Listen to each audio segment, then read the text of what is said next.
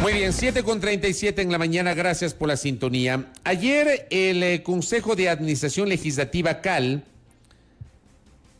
tomó una decisión con 5 votos de sus 7 integrantes de no calificar al trámite el proyecto de ley de urgencia en materia económica denominado Creando Oportunidades, que fue remitido por el presidente de la República a la función legislativa el pasado viernes.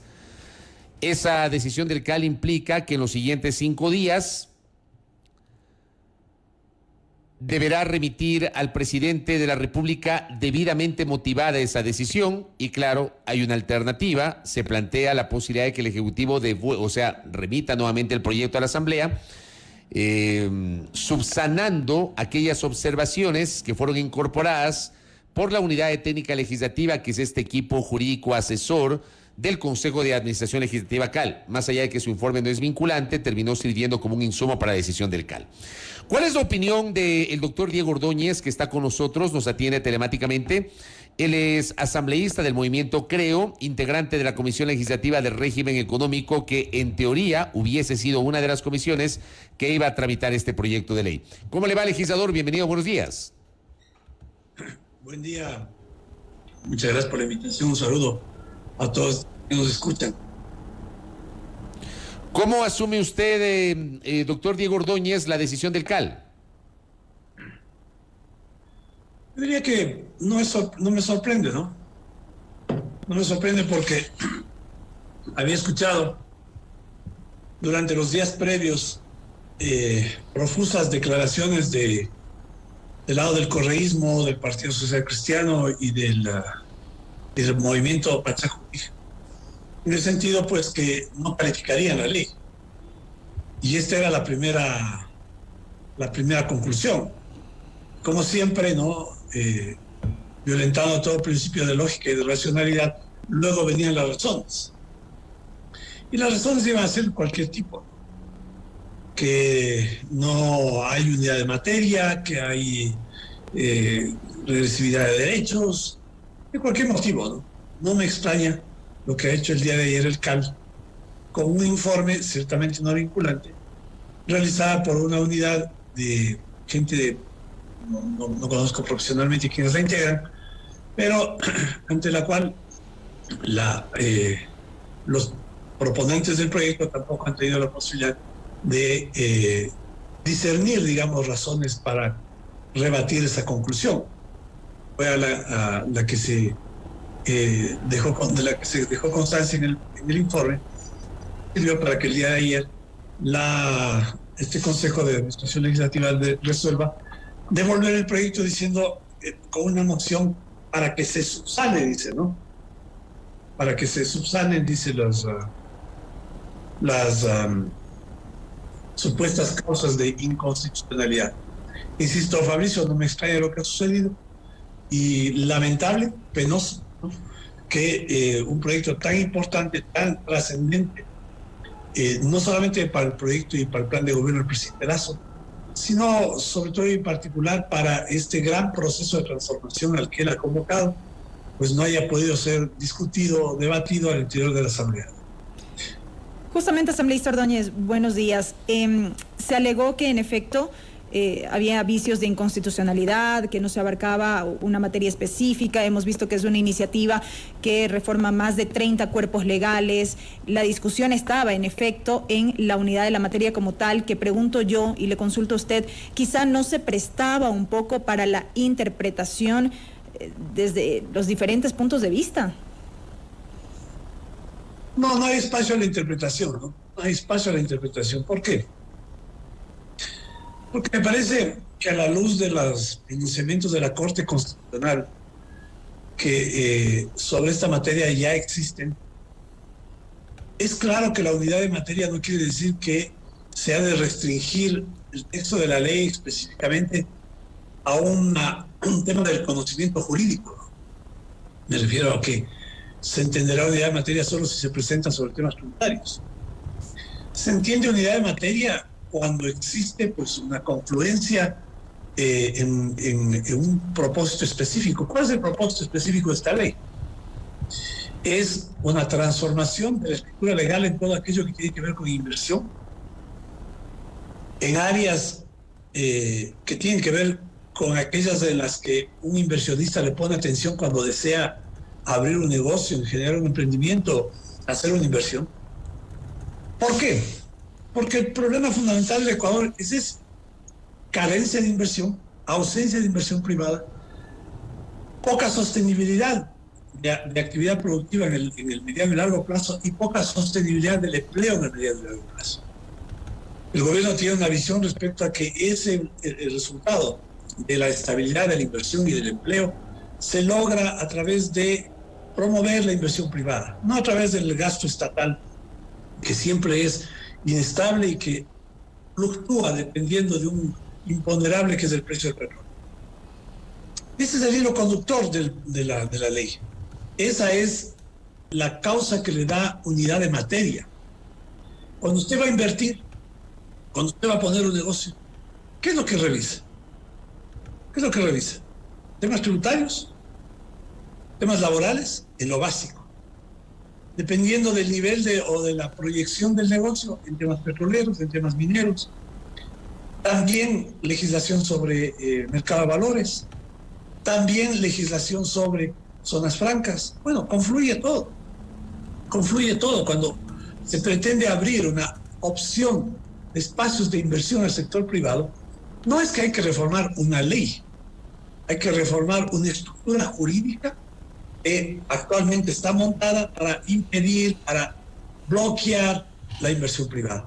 Y la idea es que esos diques, ¿no?, esos obstáculos sean rotos con esta ley que pretendía precisamente el favorecer inversión y empleo. Pero no hubiese sido lo más adecuado, asambleísta Ordóñez, que el Ejecutivo envíe la parte netamente tributaria, de mercado de valores y de incentivos para la inversión en una ley urgente, y en todo caso la parte laboral enviarla por la vía ordinaria? ¿No hubiese sido eso, digamos, lo más adecuado, incluso para evitar esta discusión de carácter constitucional? Yo devuelvo la pregunta: ¿por qué sería lo más adecuado? Le pregunto a usted. No, es que yo no tengo yo no estoy afirmando, le pregunto yo a usted. Yo no creo que eso haya sido adecuado. La pregunta es, tú me estás diciendo no habría sido lo más adecuado. Es una pregunta y no una afirmación. Ahora, ayer, por ejemplo, en una de nuestras entrevistas, uno de nuestros invitados decía, por ejemplo, haciendo una analogía, que tiene que ver la eliminación del IVA para los insumos de higiene femenina con la necesidad de generar empleo. Tal vez por ahí va justamente esta inquietud que le estoy planteando, asambleísta. Bueno, entonces eso no tiene nada que ver con el tema laboral, ¿no? Esa observación que me acabas de hacer no tiene nada que ver con el tema laboral. En el caso de que esa observación fuera pertinente, pues no hay relación con enviar por separado el tema laboral. El tema laboral erróneamente ha sido considerado como un tema de naturaleza social. Y el tema laboral es fundamental dentro de la política económica de un gobierno, porque tiene que ver con las condiciones para la contratación de personal, y la contratación de personal sirve para la generación de riqueza. Y la generación de riqueza tiene que ver con el crecimiento de la economía. Entonces, la parte laboral, la parte tributaria, si hace un momento, si yo voy a instalar un negocio, son temas que tengo que revisarlos al mismo tiempo. Entonces, la naturaleza económica de la legislación laboral queda explicada por lo que acabo de decir. Ahora, enviar eso por la vía ordinaria, en temas, tratándose además de una situación emergente, urgente, la necesidad de crear nuevos términos de la contratación laboral para fomentar la contratación. Me parece a mí que no habría sido conveniente. Exactamente, no habría sido conveniente. ¿Qué es lo de fondo en todo esto, Fabricio? Aquí hay una agenda política. Aquí hay una evidente intención de bloqueo. No se expresa en esta ley. Se viene ¿Pero en qué se ha expresado, perdón, asambleísta Ordóñez, en qué se ha expresado hasta este momento esa intención de bloqueo de la que habla el gobierno nacional y que usted afirma? Bueno, tal vez ustedes deberían seguir el debate legislativo, ¿no? Y seguir de cerca todas las expresiones que los asambleístas han hecho en relación con varios temas que tienen que ver con gasto público no financiado, con incorporación del Ecuador al mundo internacional, al CIADI, al Fondo Monetario. Todo esto, en cuanto a los discursos, refleja esa intención de bloqueo. ¿Por qué? Porque persisten los dogmas y las consignas, ¿no?, en el correísmo, en el movimiento Pachacuti y a quienes se ha sumado el Partido Social Cristiano. Quisiera referirme al caso específico de la discusión del presupuesto del Estado, el presupuesto prorrogado, que solo va a durar 4 meses, el año 2021.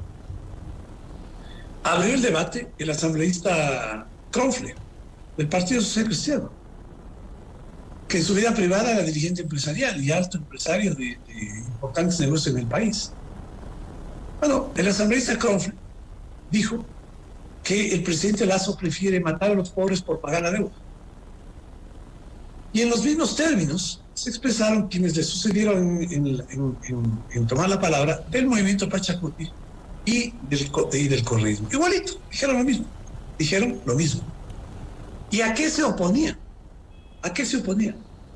A un presupuesto que debería ser comparado con el presupuesto codificado del 2020, en el que se establecía que había un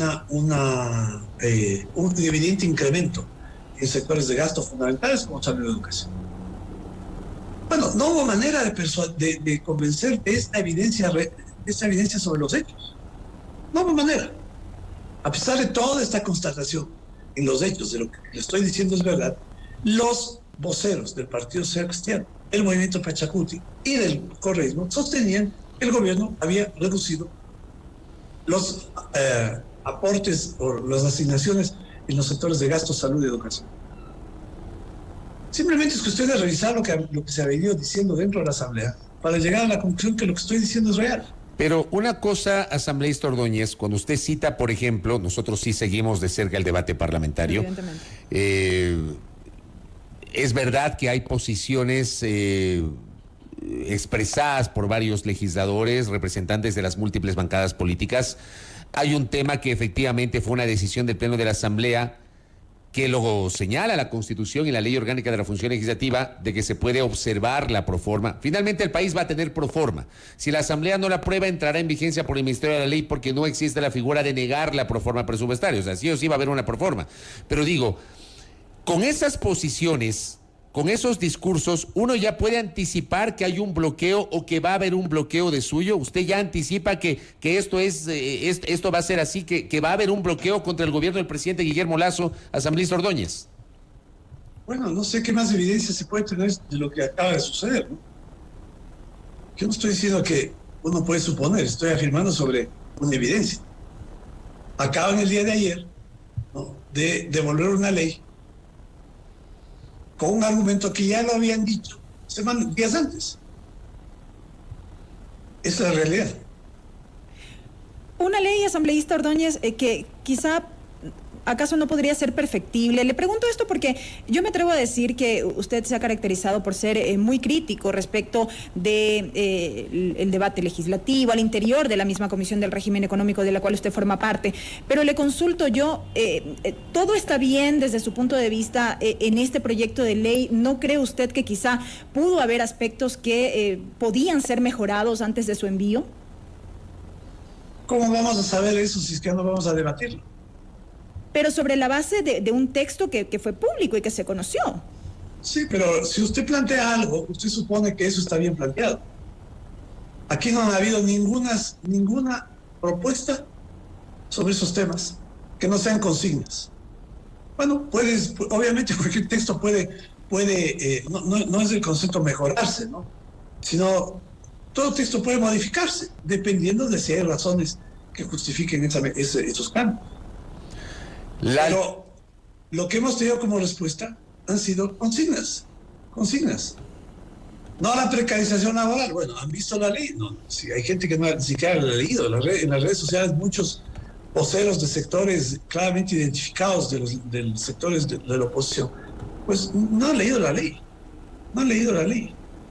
Y tienen una carga, digamos, de prejuicios que impide un diálogo. Ahora bien, una ley obviamente puede cambiarse. para eso era el debate. Pero vea, por ejemplo, Para ayer eso es debate. ayer estuvo por acá Osvaldo Landazuri, que es empresario y analista económico. Él, digamos, en su condición de empresario, él criticaba algunos aspectos de la ley, no todo, pero decía que la parte laboral no se construyó dialogando con el sector empresarial. Por poner un ejemplo de un empresario que estuvo aquí e hizo este comentario, asambleísta Ordóñez. En cuyo caso sería un mérito. Si uno pretende si uno quiere concluir que la ley beneficia a los empresarios y el economista Landazuri dice que no se ha consultado con los empresarios, quiere decir que no es una ley para los empresarios. Más bien por el contrario, de lo que acabas de decirme, deberíamos concluir lo contrario, ¿no? Y que la ley es beneficiosa porque no fue discutida con los empresarios. ¿Y se discutió con los sectores sindicales o los sectores laborales, asambleísta, cuando se construyó este proyecto de ley? El ministro de Trabajo se reunió con muchísimos sectores, empresariales incluidos. Supongo que el economista Landazuri no estuvo ahí. Pero con los gremios empresariales y se hizo conocer las propuestas a los sectores laborales. Ahora bien, ¿quién es la contraparte en esta ley? ¿Son los dirigentes sindicales? No, no son los dirigentes. Porque no estamos hablando de reformas del Código del Trabajo. Estamos hablando de una nueva ley laboral que rija para el futuro. Son los voceros, o pueden hablar a nombre de los trabajadores, de los desempleados, los dirigentes que apenas representan al 1% de toda la masa de trabajadores afiliados a la Seguridad Social. Corrijo, el 2%, no es el 1%. Los dirigentes sindicales, ¿no?, que ya les salen raíces en sus asientos, llevan 40 años, 30 años de dirigentes sindicales, no representan más del 2% de todos los trabajadores afiliados a la Seguridad Social. Aún en el caso de que se estuviera reformando el Código del Trabajo, ellos no son representantes de los trabajadores del Ecuador. Ahora, aún en relación con los desempleados. Ahora, dentro del proceso de construcción del proyecto de ley de cara a enviarlo a la Asamblea Nacional, ¿no hubo un acercamiento previo entre bancadas legislativas, inclusive con la propia bancada del BAN, el Bloque de Acuerdo Nacional, que usted integra con los asambleístas y creo y otros independientes? ¿Hubo algún tipo de diálogo previo para madurar algunas ideas antes del envío del proyecto de ley a la Asamblea? Es un proyecto del Ejecutivo, Fabricio. Obviamente los asambleístas estamos al tanto de lo que se estaba discutiendo. Pero ese es un proyecto que tiene que ver con plan de gobierno. Y en esa línea es que se presentó el texto que el día de ayer ha sido rechazado. O ha sido devuelto, digamos, no rechazado. Entonces, esto no le resta, todo esto que me planteas, no hubo este diálogo, esto no le resta para nada ninguna legitimidad a la propuesta que hace el presidente de la República, envía a la Asamblea y que esperaba que en ese escenario, de la Asamblea, en las comisiones inicialmente, se debata, se discuta. Pero no fue posible, no va a ser posible esa discusión. No ha sido posible. Los asambleístas que integran el CAL han decidido devolver ese proyecto, ¿no?, sin reconocer la sólida argumentación respecto a que existe unidad de materia que estaba incluido dentro del texto del proyecto en la exposición de motivos. Y pues han impedido que esa propuesta del presidente de la República sea debatida en ese espacio de la legislatura. Pero eventualmente se podría debatir si es que el gobierno nacional en efecto envía una nueva iniciativa. De hecho, una vez que se conoció la decisión del CAL, mediante un comunicado, el gobierno nacional informó que evaluará la decisión adoptada por la Asamblea, revisará las mejores alternativas para establecer acciones que beneficien a la ciudadanía, dice este comunicado. Quizá puede resultar anticipado, asambleísta Ordóñez, pero a partir de la decisión de anoche, ¿cómo están los diálogos o se había previsto este escenario para el envío de una nueva iniciativa modificada, mejorada, no sé en qué término en todo caso aplicar, pero cómo están los diálogos al interior del gobierno para quizá insistir en el proyecto de ley? Bueno, dejemos esto en los términos que ha planteado la Secretaría de Comunicación, ¿no?, que es buscar las mejores alternativas. ¿Qué le interesa al gobierno?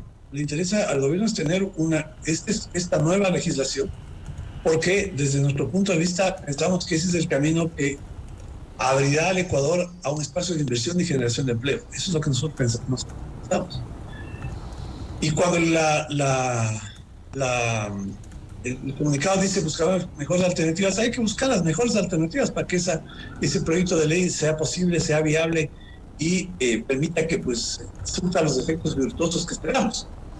Esto pues hay que analizarlo, hay que revisarlo, ¿no?, hay que evaluar qué hacer respecto de esta decisión que toma la Asamblea. Y obviamente lo tienen que hacer el presidente junto con su frente político, ¿no? Correcto. Doctor Diego Ordóñez, gracias por el tiempo y por esta entrevista. Que tenga un buen día. A ustedes, buenos días, gracias. Muy amable, Diego Ordóñez, asambleísta del Movimiento Creo, con su posición en torno justamente a la decisión del Consejo de Administración Legislativa CAL de no calificar el proyecto de urgencia en materia económica. Se abre la posibilidad de una subsanación. Esa es la motivación que debe incorporar el CAL dentro de la resolución. Son 5 días, ¿verdad? Hasta 5 días.